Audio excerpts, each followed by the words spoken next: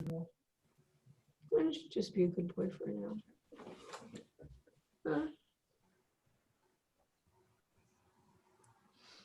Welcome, everybody. We welcome you to turn on your camera so we can see you, and it feels more like we're gathered together if you feel comfortable having your camera on. We would ask you to mute your microphones for the initial part of our program.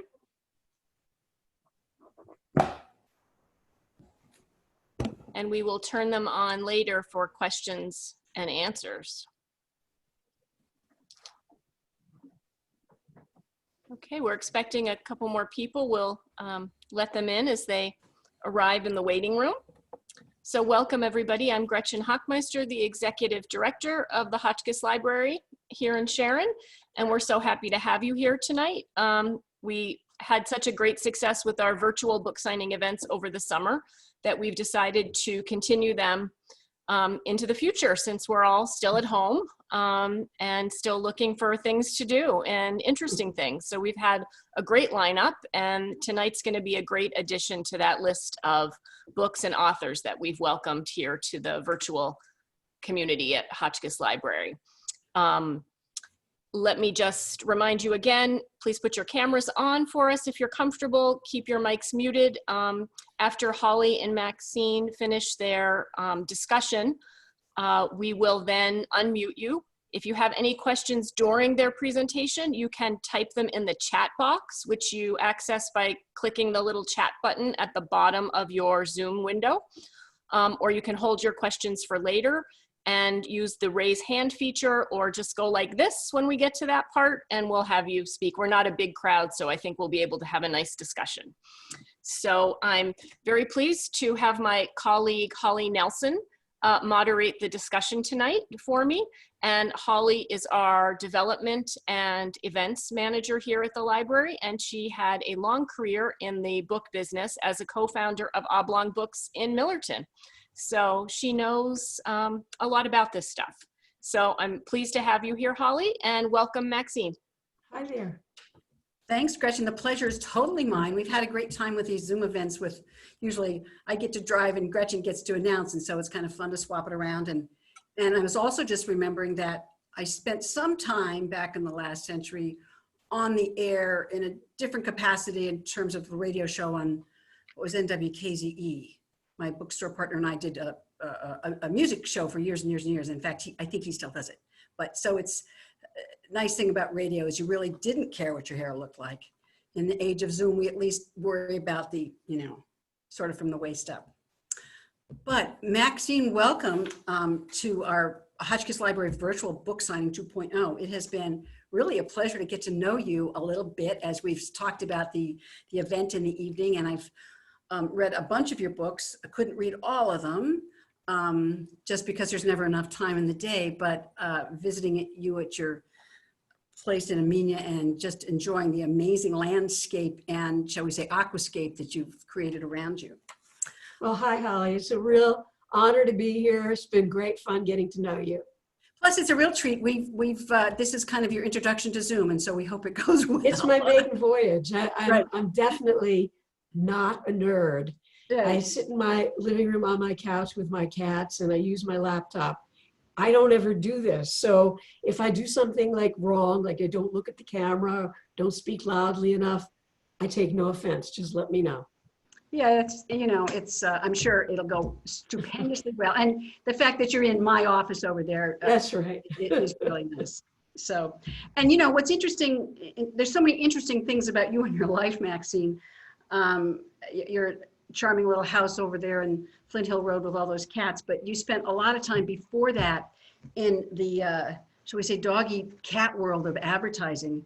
Right. And you started as a recruiter and a headhunter for in the advertising world, which in the late 80s, apparently you met a young man who you told him he wasn't really quite ready to get into the advertising world. And so Mr. Patterson went somewhere else and went to another agency and got a job.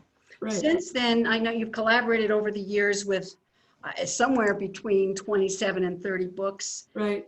In addition to your own novels and your nonfiction book on how to put your book together and get a job in advertising. That's correct. And I think for a lot of your regular readers, the various series that you've done really captures attention because people get to follow it and enjoy it, enjoy seeing the characters develop and grow. So that includes the Women's Murder Club and 3 books in the YA Confession series, and then something in the Jack Morgan private series as well. That's right. That's right. And some standalone books, as you know. Sure. Well, so why don't we, maybe you want to get us started with with an example of a short piece of something that you really have enjoyed writing and now reading. Well, since you mentioned that the Women's Murder Club is a series, I'm finishing the 22nd now. 21st hasn't come out yet, but Jim has written the outline for the 23rd. A lot of people continue to read these books and they know the characters. I always try to bring them up to date a little bit.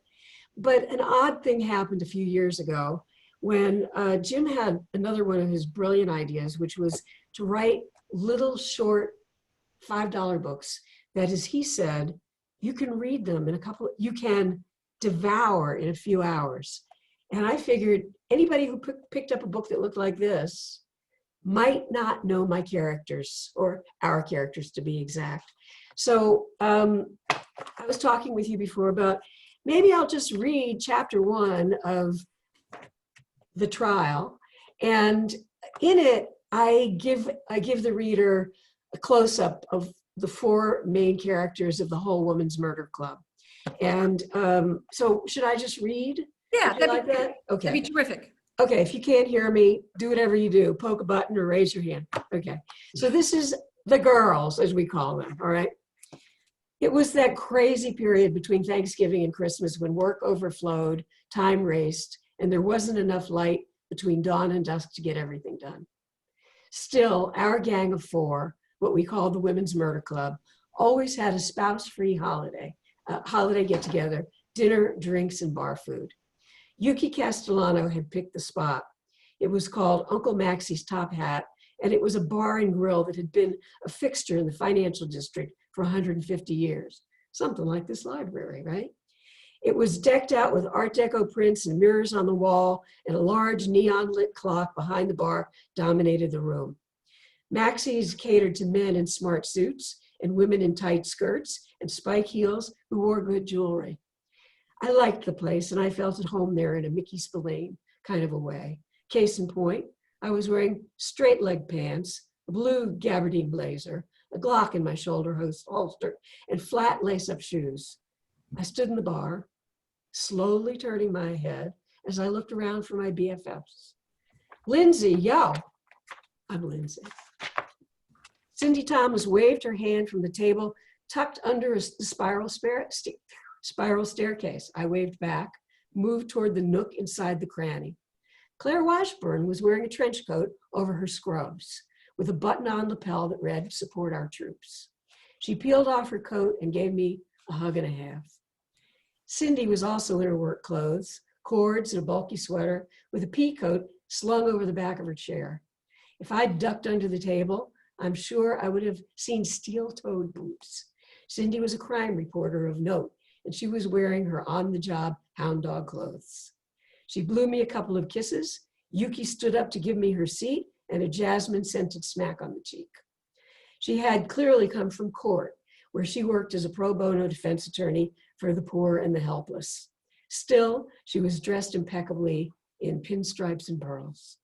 I took the chair across from Claire. She sat between Cindy and Yuki with her back to the room. Still, we all scooched up to the smallish glass and chrome table. If it hasn't been said, we 4 are a mutual heart, soul, and work society in which we share our cases and views of the legal system, as well as our personal lives. Right now, the girls were worried about me. 3 of us were married, me, Claire, and Yuki, and Cindy had a standing offer of a ring and vows to be exchanged in Grace Cathedral. Until very recently, you couldn't have found 4 more happily hooked up women. Then the bottom fell out of my marriage to Joe Molinari, the father of my child, and a man I shared everything with, including my secrets. We had it so good, we kissed and made up before our fights were over. It was the typical, "You are right," "No, you are." Then Joe went missing during possibly the worst weeks of my life.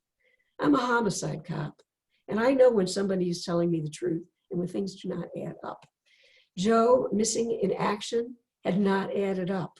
Because of that, I had worried almost to panic. Where was he? Why hadn't he checked in? Why were my calls bouncing off his phone mailbox? Was he still alive? As the crisscross threads of espionage, destruction, and mass murder were untangled, Joe finally made his curtain call with stories of his past and present lives that I'd never heard before, and I found plenty of reason not to trust him anymore. Even he would agree. I think anybody would. It's not news that once trust is broken, it's damned hard to superglue it back together. And for me, it might take more time and belief in Joe's confession than I actually had. I still loved him. We'd shared a meal when he came to see our baby Julie. We didn't make any moves toward getting divorced that night, but we didn't make love either. Our relationship was now like the Cold War in the 80s between Russia and the USA, a strained but practical peace called détente. Now, as I sat with my friends, I tried to put Joe out of my mind, secure in the knowledge that my nanny was looking after my baby girl and that the home front was safe. I ordered a favorite holiday drink, a hot buttered rum, and a rare steak sandwich with Uncle Maxie's hot chili sauce. My girlfriends were deep in criminal talk about Claire's holiday overload of corpses, Cindy's new cold case she'd exhumed from the San Francisco Chronicle dead letter file, and Yuki's hope for a favorable verdict for her underage client. I almost caught up when Yuki said, "Linz, I gotta ask, any Christmas plans with Joe?" And that's when I was saved by the bell. My phone rang. And that's when my friends yelled in unison, "No phones." That was the rule, but I'd forgotten again. I reached into my bag for my phone saying, "Look, I'm turning it off." But I saw the call was from Rich Conklin, my partner and Cindy's fiance. She recognized his ringtone on my phone. "There goes our party," she said, tossing her napkin into the air. "Lynn," said Conklin, "Rich, can this wait? I'm in the middle. It's Kingfisher. He's in a shootout with cops at the vault. There have been casualties. But Kingfisher is dead," I said. "Apparently he's been resurrected." So that's how we break into this story. We've met the girls and Lindsay's partner, Cindy's fiance, and we're off.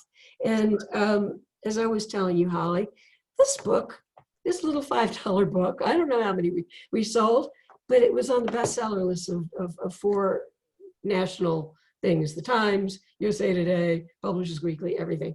And there's more to this story, but I'll leave it for someone else to find. I think it's you set a very cinematic atmosphere. We feel like we can, at least I feel like hearing it and reading it, I can tell the difference between the characters right away and their outlook and their approaches.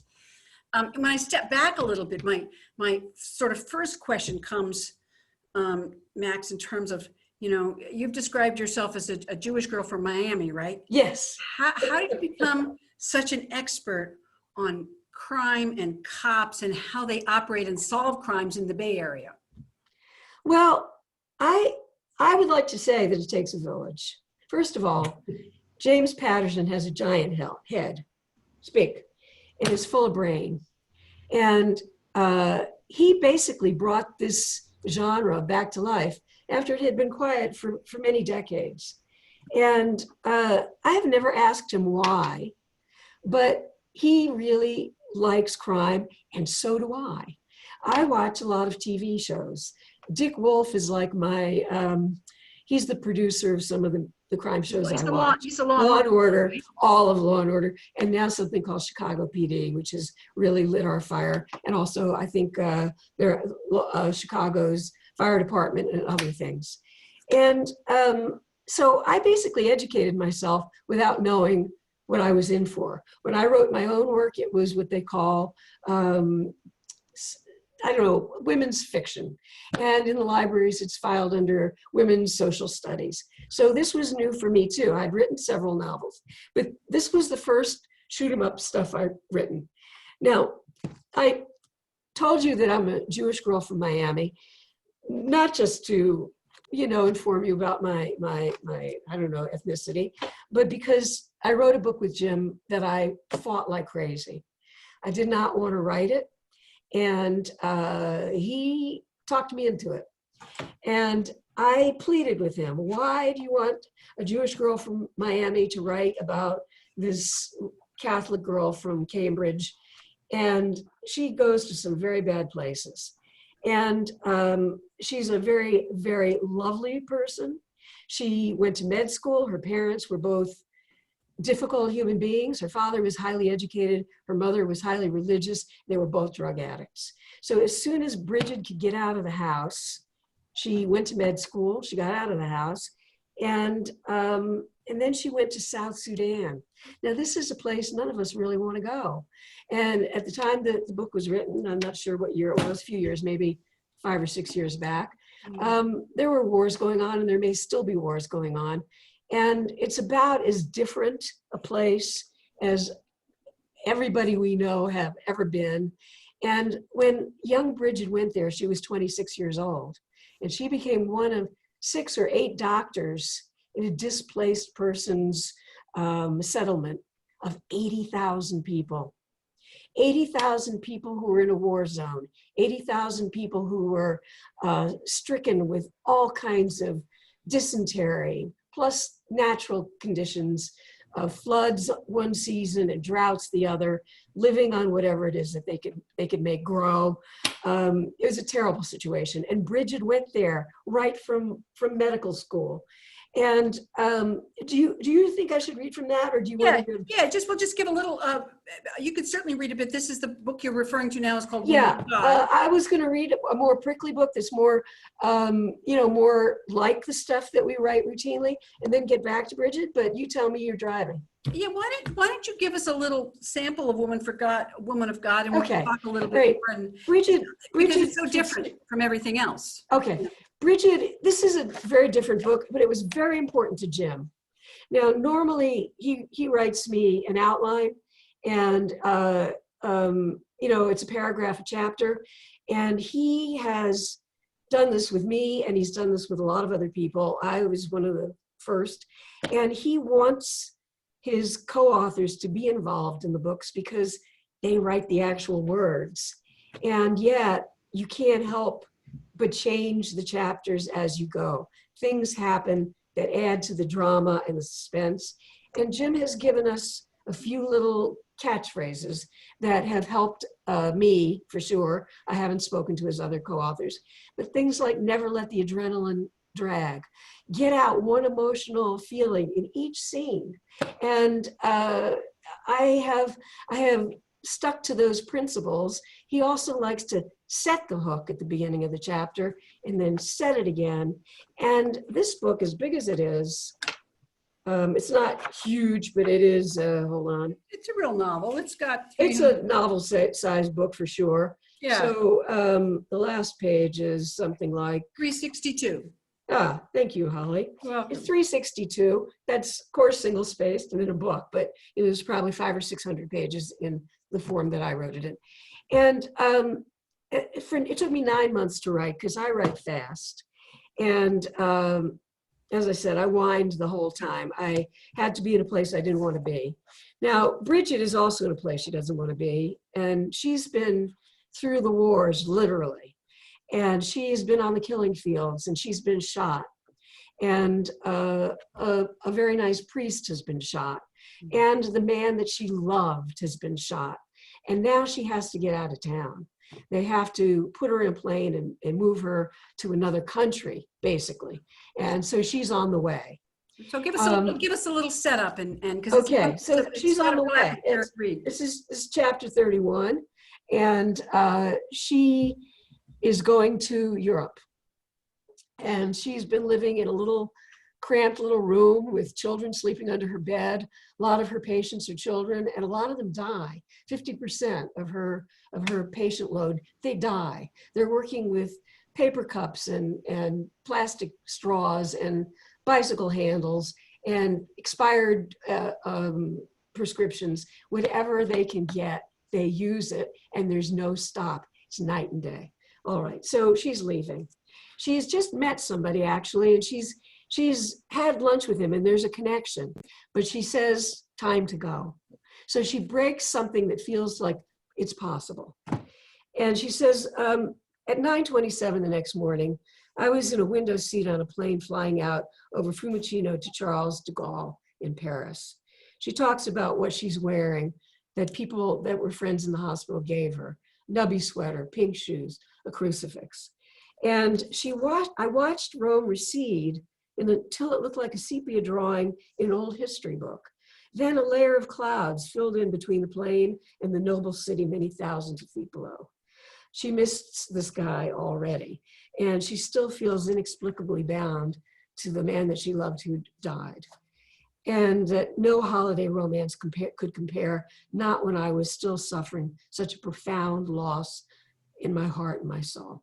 And yet I was vulnerable, she says. I could still get hurt. So the flight attendant offers food and drink. She shook her head no and watched sunlight limn the clouds as we sailed across the morning sky.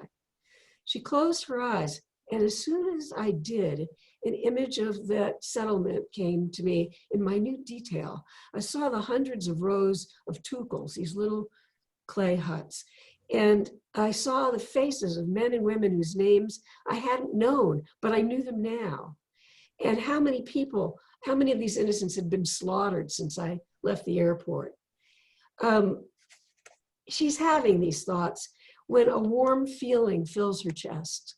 She's felt it once before. She doesn't understand it. And now, as it's happening, I heard or sensed something like a voice that I didn't feel was coming from me. Bridget, you want to know why? I opened my eyes. I wasn't asleep. The flight attendant was still walking up the aisle. A mother of 2 children were in the seat ahead of me, and the children were throwing candies at each other and laughing. I had a shocking revelation. I was on the plane, and at the same time, I was outside it. I didn't wish to say here something I forgot to say. Bridget had grown up loving God because of her mother, but now she was very, very angry at God. And who wouldn't be if with all this blood and ineffectual help was on her head and hands. Anyway, I was on the plane, and at the same time, I was outside it. A pretty village came into focus just below me, as if I were flying over the treetops on my own power. I saw people tending a community garden, children playing in a park. I felt wind in my hair, a warmth of sun on my back, and a sense of incredible peace. The voice, if that's what it was, cut into my thoughts. This is happening. Air hissed through the vent overhead. I said out loud, tell me, are you God? A little boy with big blue eyes threw a fistful of candy over the seat back at me. His mother turned and apologized. Scusa, signora, and scolded the child. And still, while I was seated in row 11, seat D on an Air France flight to Paris, I was flying freely over adorable shops on a lane in the heart of the village. As I watched, a baby carriage rolled into the street where it was struck by a car, full on, crushing the carriage under the wheels. I clapped my hands over my mouth and clamped down on a scream. I heard the words inside my head. This is yours, take care of it. There was a sparrow in my now outstretched hands. It was brown and black and with white streaks on the wings. It looked at me, blinked its sharp, knowing eyes, and it flew away. I said, come back. More birds joined that one that was mine. Hundreds of little birds, thousands, millions, all rising up from the trees and power lines, filling the air to the horizon and beyond, shutting out the sunlight until all I could see was a shimmering blackness. The vibration, like a voice inside my head, said, can you care for your bird? Does it obey? Does it have its own will? I spoke out, stop, no metaphors, please. An African village appeared in my mind. It might be Magui, the closest town to our settlement. So now she sees all these individual tukels and the church and the low buildings behind the curl of an estuary. She sees umbrellas in the street market, barefoot children herding thin cattle with sticks. And she says, why are you showing me this? And the voice in her head says, you know. I only know that I've lost my faith in you. The voice resonated in my mind. I haven't lost mine in you. So that's Terrific setup for the rest of the book. That's the first time Bridget speaks with God. And as Maxine, I don't know if I have this right. I wrote to Jim. He said, I said, so you're happy with it? He says, yes, totally. I say, okay. He says, totally. I say, okay, good. He says, it's perfect. I mean, exactly the right voice. So I kind of live for these little notes because he's a creative director and I'm the scribe, and he sends me these notes and I tack them up to give me courage. Well, I will say that like Bridget, like your women's murder club, they're such strong women that are, they always seem to be searching for something, not always specifically, but often out in the universe in front of them. And I would think that that's got to be a tough journey to draw them on sometimes. I mean, poor Bridget just runs into one thing after another. I mean, she goes back to South Sudan. And Yes, she does. And she eventually finds love and then moves to First, she meets with the Pope. And the undercurrent for the whole book is, it's 20 years later. Is it time for a woman to become Pope? That's what drives the narrative from Jim's point of view. Yeah. Mine, as a Jew, it was something we've all heard before. Why does God let bad things happen to good people? Sure. And I think that I satisfied both of those things with the help of God and Jim. Sure. You know, the contrast between the two groups of women make me, I know that you write these in a partnership with Jim, but your own books themselves must have, do they also have these kind of powerful women that just have to go out and take on what's coming at them? Yes, my first novel was called Man Share. Mm-hmm. And it was about a young woman who worked in a publishing company, and she proposed. There was a shortage of men at the time. I don't know how many people in the audience, you know, experienced at that time back in the 80s, but there were, you know, women wanted to get married, men didn't want to so much. And this character, Hannah Me, decided that she was going to propose an article called Man Sharing. And that since she had the good, wholesome boyfriend, sober, employed, the things, that she would share him with her best friend. So here comes the conflict, of course. Yeah. And so, that was my first novel. But in truth, all of my heroines had big conflicts that they had to face. Do you ever think about writing any other kind of, again, I know that you're in a partnership, but writing another kind of mystery, something that is perhaps less adrenaline stoked, but still with this kind of powerful, I mean, these women are sort of like snowplows, just taking on stuff that would wear some of us out. Well, you know, I wrote a lot of magazine articles, and I've written a lot. I've written garden stories, of course, and absolutely no one is murdered. And nobody, you know, I think that the girls' personalities are so female that even though they have hard-driven masculine jobs, we can all relate to their problems with love, children, husband, home, food on the table, the things that we deal with every day. Sure. They get the call in the middle of the night and they have to go off to the crime scene because, you know, some deceased drug lord has been resurrected, sort of thing. That's correct. So do you find it interesting to kind of keep the women growing and alive and their lives develop over the course of the 20 books in that series, for instance? Yes, I do. I flesh out the characters as I go, and the new situations that they find themselves in is always has conflict in it, and they're forced to grow, for sure. Sure. Do you ever lose track of them? No, I can't. They live inside my head, and I live inside theirs. One of the things I will notice is that as I read Woman of God, I did see some local names in there. Yes, I do that. Yeah. In fact, we might actually share a medical professional. Okay. But it has a certain local charm to it. Well, you know, sometimes I'm casting. Yeah. You know, I have to have a character who is Sure. a librarian or a doctor or a postmaster, but I get permission. Yeah. So at the beginning, I thought, oh, you know, it never even crossed my mind. And then I realized, but if they don't like it, that's something else again. Problem. So, all the people who are in it have signed non-disclosure agreements, but yeah, that's how I do it. And do you see, I know you're working on another book and a couple more. Do you see other challenges facing you that you're coming at, or you're still pretty honed in on the Women's Murder Club? Well, I work for Jim. I don't work for the publishing company. And I've done, I guess, 4 series with him, including some standalone books like Woman of God. Yeah. And these little book shots, and this book here, which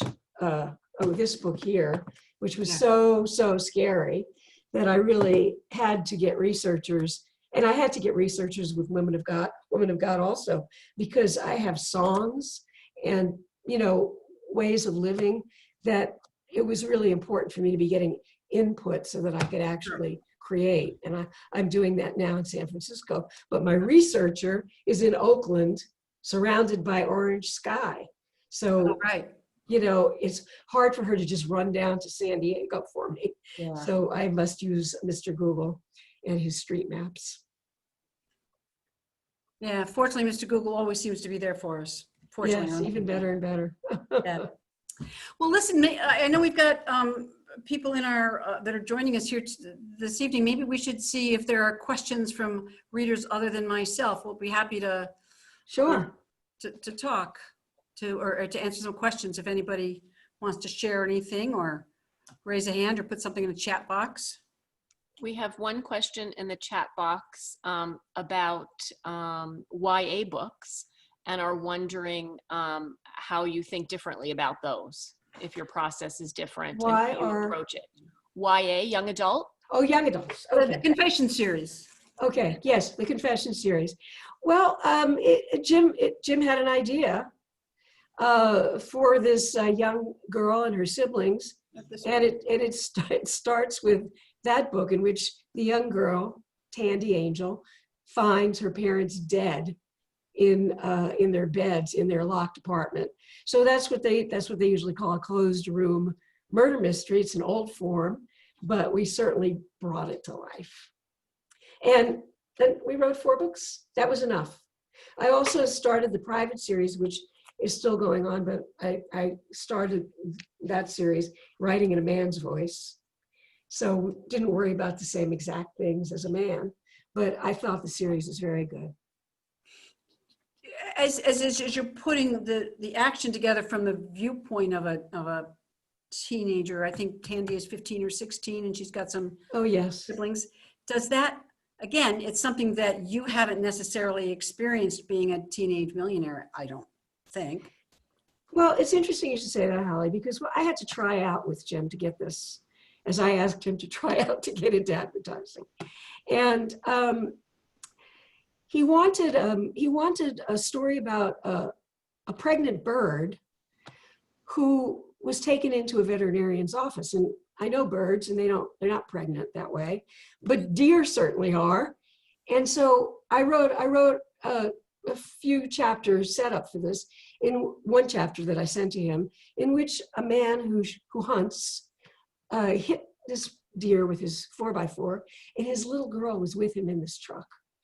And they go in to see this veterinarian who is modeled on Barbara Clayton, who has an office here in Chicago.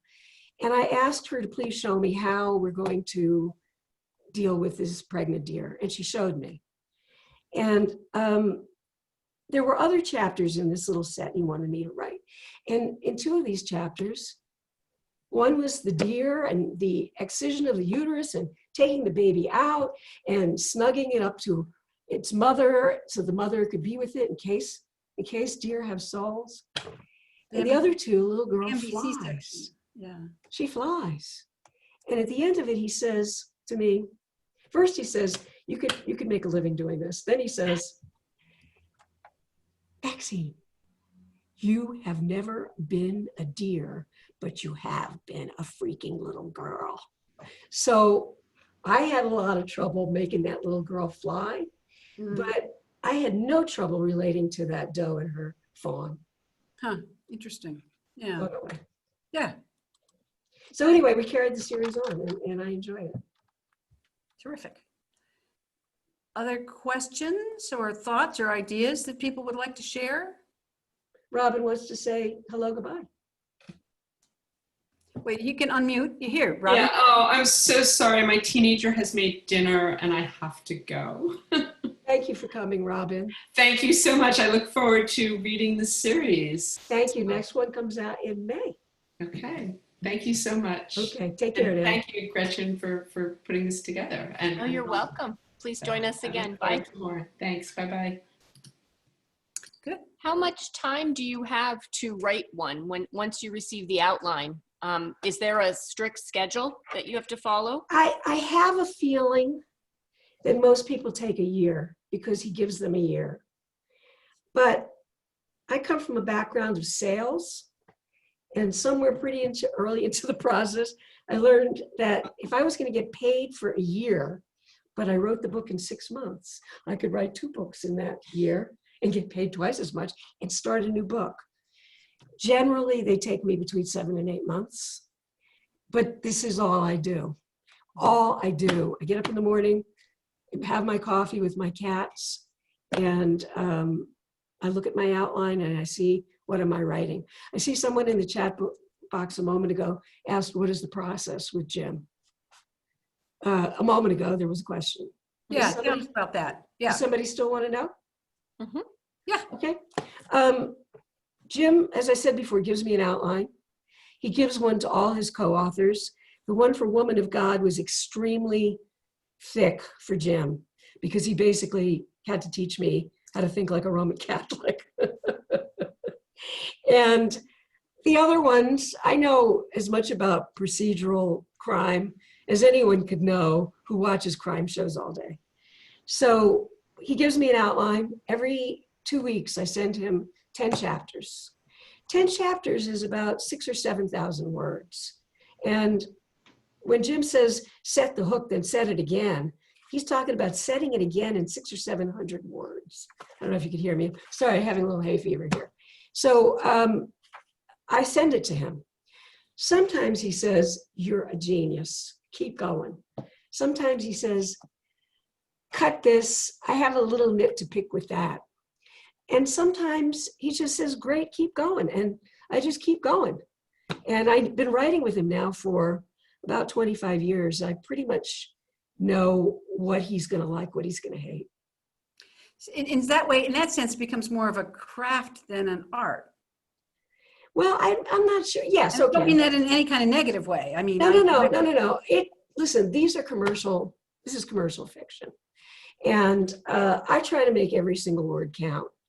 I mean, you're going to see the sky being a sepia color and the sun, being limned, the sky being whatever I said. And I'm not just turning out words. This is what I do. And in order to write this many books in those few years, writing with my name on the book for 15 years, 27 books, this is what I do. So I work hard to make these stories very, very compelling so that when you've read book number 20, that you can't wait for book number 21 to come out. So it's a collaboration. Sure.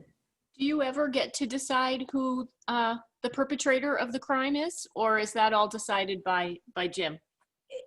Most of the time, that's a Jim call. He's the plotmeister. Not always. And sometimes I'm seeing it from close up. He's putting out 13, 15 original novels a year. He's working with Bill Clinton.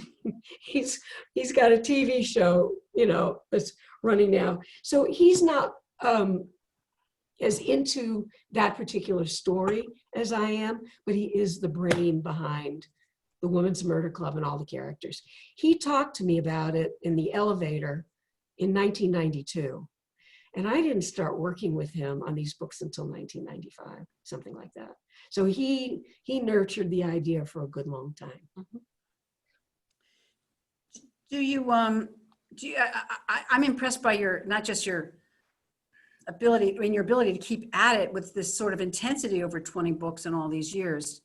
Do you ever feel like, oh no, I wrote that scene 8 books ago? I mean, how do you keep them kind of fresh, I guess would be the question, or different, or? Because Lindsay is real to me in a way. I mean, I know she doesn't really exist, but I know that I come across things that happen to me that make me ask why. So it's why, when, and she's got her friends to bounce things off. She's got her lovely husband that Jim keeps trying to kill. And I say, no, I'm sorry, we're not killing Joe Molinari. And I think, as I was telling you, Holly, in one of the books, 18th, it was 5 years earlier, before the baby was born. So we wrote the book without the baby, and all the letters were, where's Julie? Mr. Patterson, you can't write a character and then unwrite her. And I don't think I knew how important Julie was. People, I mean, the readers really followed every bit of it. Yeah. Where's the kid? They didn't follow the part about it being 5 years back. No, they completely skipped over it, what's a very common convention. Yeah. And went straight to where's Julie? So we put a little errata in the next book, and I see that in the paper book, they said, our characters grow and their lives are different. Julie wasn't alive then, but she's back now. She's got a big role in 22. That's great. Other questions on characters or process, or other books that inspire or influence any of you? Does anybody want me to scare them to death? I have a question. Okay. Great. Did you always want to be a writer, or did you just fall into this because of Jim? No, I was writing before Jim. I'd written several novels, 3, and I wrote an autobiography of Bobby Darin and Sandra Dee, if you remember them. Uh-huh. And in fact, I was working on that book, and I had left advertising, and I was in my apartment alone with my cat. And I called up Jim and I said, I'm so lonely and so cold. Could you let me use an office? And that was in 1992. So I finished the Magnificent Shattered Lives of Bobby Darin and Sandra Dee, which was not a bestseller. I finished that up at Jim's agency, J. Walter Thompson. And then one day he asked me if I'd like to write with him. So I've written that. I've written a lot of magazine stories too that were facing fear, Holly. They were all about, throwing myself into shark-infested waters and walking with Jehovah's Witnesses, which actually wasn't scary, and catcalling men on the street. I was in a sailboat crossing the Atlantic Ocean for 3 weeks with no stops except water in the Azores. So I went on these adventures to sort of make the fear go away. It's a great way to do it. That said, it's nice having these books sell. You know what I mean? Yeah, it makes you love the characters all the more, because you know they're going to still be there. Absolutely. Plus, I know that you spend a lot of time writing, a lot of time writing, but you also have a couple of other passions that keep you occupied at either end of the day and the weekends, I guess. There's Broccoli Hall, your amazing English style garden. And can you tell us about your inspiration for that a bit, and then about those creatures that are like on the edge of the garden. Okay, I had wanted to have a dream garden for a long time, and I had a house in Croton, and I had a house in Canosa Lake, which is in Sullivan County. That was the first one. The Croton house was in the shade, and so was the garden in Canosa Lake. That's when I finally learned how important it was to be south facing if you're going to have if you can have roses. So without going into every single plant, I can tell you that I did a lot of research, and as Jim says to me, research everything down to a bee sting. So I went to England a number of times. And I carried a little guidebook with me, and I saw some of the great gardens in England. And I met some of the great gardeners. They were alive. And I knew this was what I wanted, an English style country garden. Find it, okay? Well, I found it in Amenia on Flint Hill Road. The land was 1.5 acres with an old Cape Cod house, with an elderly woman living in it, exactly my age now. And she told me that she couldn't really afford her car. And I told her that this is why I was buying this house, because I wanted to own something when I got to be her age. So I bought this little house. There was no topsoil on it. And I found a place in Connecticut, brought in truckloads of topsoil. I was still working in advertising. It was my weekend house. And so every single penny I made went into this garden. I hired a collaborator. I love collaboration. I hired a horticulturist who was doing gardens in the city, as well as, sorry, I wasn't prepared for this. Lost the names of the gardens, but anyway, he's retired now. And for the first 2 years, he worked with me, showed me what plants were going to work, and helped me design the garden. And did but you're like on the garden tour, right? The first time was in '95. First time was in '95, and I was, it was juried then, and then shortly followed House and Garden magazine and House and Country Homes, and I was writing stories for National Garden magazines, and it was fantastic. We did some TV that didn't sell, but overall, to be able to work a piece of property and have it do what you want it to do, you saw it. I lived there. Characters in a book. And then you have this other passion that I wish I had gotten the video that I took the evening I was there. It's okay. I can talk about it. I can also give you some video. I insisted that the property that I bought had running water, and it did, but not exactly on the property, on each side. And, but there was a spring in the front yard. I put in a pond. Then I thought, what if there were living things growing in this pond? Well, I got interested in koi, which is not a simple subject. And I really bit off a corner of it that I could, at my advanced age, delve into and become an expert in. The whole area of koi is 300 years old. The Japanese have names for every color, hundreds of names for where the scales touch other scales. I didn't want to do that. So I am raising an unusual fish known as the elusive kishisui. And this is a story that will put you all to sleep. So, but it's really a genetic hunt, right? To find it is, but the koi itself has 140 chromosomes, and we have 23. The reason for that is people like this fish. Not that everybody has to have koi, but in the places where this animal is being bred, the people who are raising it are adding their own culture to it. So over time, the fish I have no scales. They have a little strip of scales along the back. They're called doitsu. Some people like long fins. Some people like metallic skin. Some people like pearlescent skin. So I picked what I had a deep affinity for, the kishisui, and it does not make a good return on investment commercially because it's so hard to breed. But how many, rough estimate about how many of them do you have in those 4 ponds? I don't know, I have a few thousand right now, but we're going to be culling out the field. They don't die.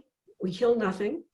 I have a friend a collaborator who has Northeastern Aquatic Fish Hatcheries in Rhinebeck. His name is John Clark. Maybe some of you bought fish from him, but he does the heavy lifting when it comes to the harvests. Yeah. And for that, I reward him with sometimes once over 5,000 fish. Well, you said to me the first time I visited that anything worth doing is worth overdoing. And I think you've achieved that, but it's still. As I also told you, I have 3 islands of deep knowledge surrounded by oceans of ignorance. I don't know a lot about a lot of things, but the things I know about them. A lot about. Yeah. Max, we also did get a question in from one of our audience saying that when you said earlier, talking about one of your books, that you said you were done with a series.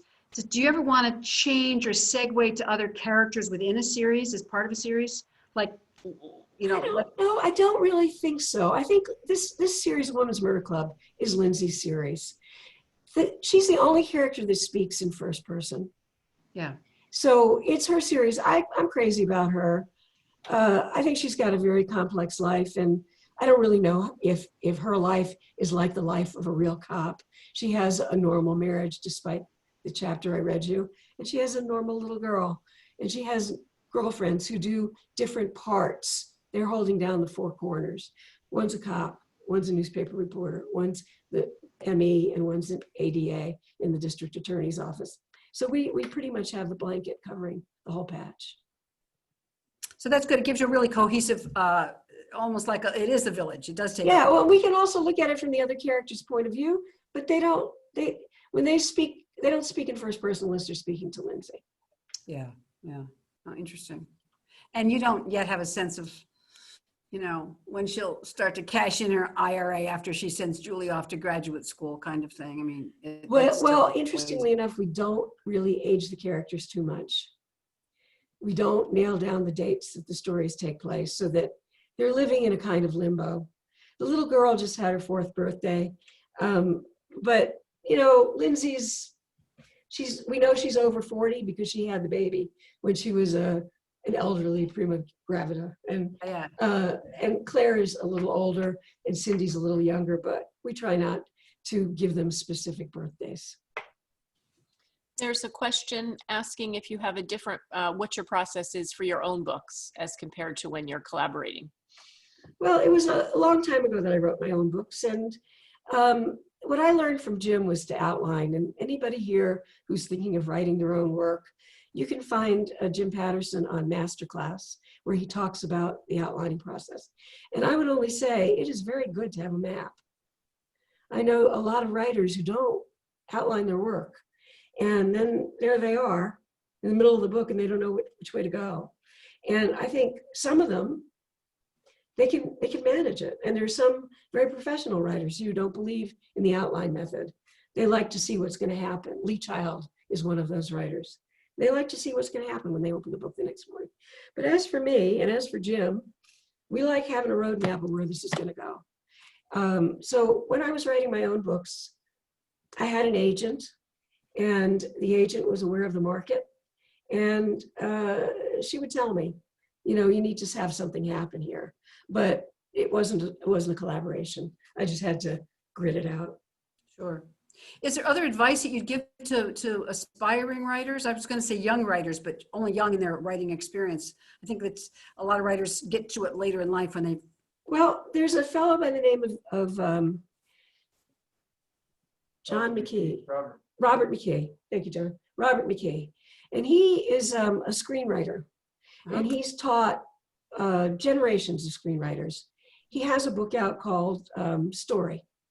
And he also gives lectures on this coast, on the other coasts, in London, whatever. And I learned a lot from him about conflict. And what I learned is nothing moves forward except for conflict. So that was a good thing for me to learn. And I sat in an auditorium. It was like doing EST for writers, if anybody here remembers EST. And you sit in a room with hundreds of other writers for 3 days, and he takes you through Casablanca. And he says the story is the same, whether it's a novel, or whether it's a poem, or whether it's a song. But he's teaching screenwriting. I recommend him. If you go out to Masterclass, there are some tremendous writers on that site. And Jim Patterson is one of them. And there's Neil Gaiman is on there, and if that's you pronounce his name. Who wrote, Holly, who wrote Handmaid's Tale? Margaret Atwood. Yeah, she teaches. Oh. And then you get to see kind of a wider picture of how different writers write. But the one thing I really learned from Robert McKee is that it takes 10 years to make a writer. I thought, 10 years? Are you talking to me? That's how long it takes before the storytelling comes into you and you know what you're doing. So anybody who wants to dash off a novel this weekend, go ahead. Call that day one. Interesting. Sometimes you listen to writers being interviewed on, there's a couple of really great book shows on NPR that I listen to from time to time. And sometimes the author talks about a certain character, like surprising them, like a character going somewhere and taking them away in ways that they hadn't expected. This happens. This happens. It happens to me. I think what an idea is when two disparate facts come together and you have an idea. I just had one of those last weekend. I don't even remember what it was. And this is why Jim says, don't stick slavishly to my outline. He wants to allow for these surprises to happen. You can't always explain how they do happen. If something comes together with something else and it's an aha moment. Love those moments. So even with your outlines, you yourself find that sometimes the characters sneak up behind you or head off in another direction, and your job is to follow them and bring them back to the circle. Well, I can just say that they don't know about the outline. Okay. And they're not reading it. So if they decide to do something crazy, but it's got conflict in it, it moves the story forward, and the characters are going with it, we'll go with it. Now, I try to stay on the track, but I'm just saying, you can't always.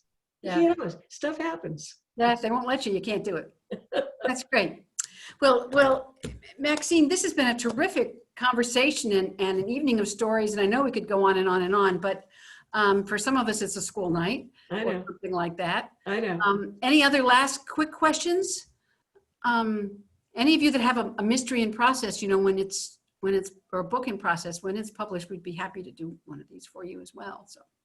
Right. I'll just ask what you like to read when you're not writing, Maxine. Good question. Well, funnily enough, I rarely read.